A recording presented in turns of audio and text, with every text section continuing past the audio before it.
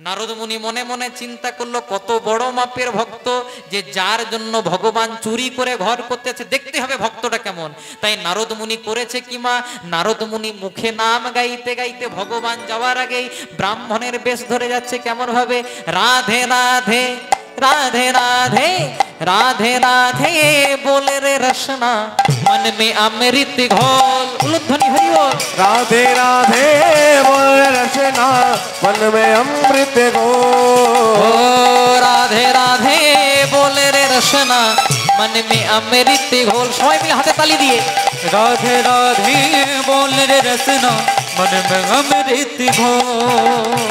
राधे राधे जय राधे राधे राधे श्री राधे। राधे राधे जय राधे राधे राधे श्री राधे। ओ राधे राधे जय राधे राधे राधे श्री राधे।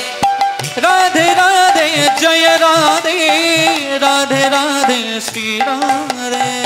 ভগবান ঘর করতে যাওয়ার আগে নারদ মুনি ব্রাহ্মণের বেশ ধরে এসেছে কোথায় মা, ওই মাধব দাসের কাছে। আর যখন এসেছে তখন দেখছে রাত্রি 12টার সময় মাধব দাস উঠানে বসে একটা কাটারি ধার করছে। কাটারি ধার করছে মা। তখন নারদ মুনি মনে মনে চিন্তা করছে, নে বাবা ভুল ঠিকানায় চলিলাম নাকি।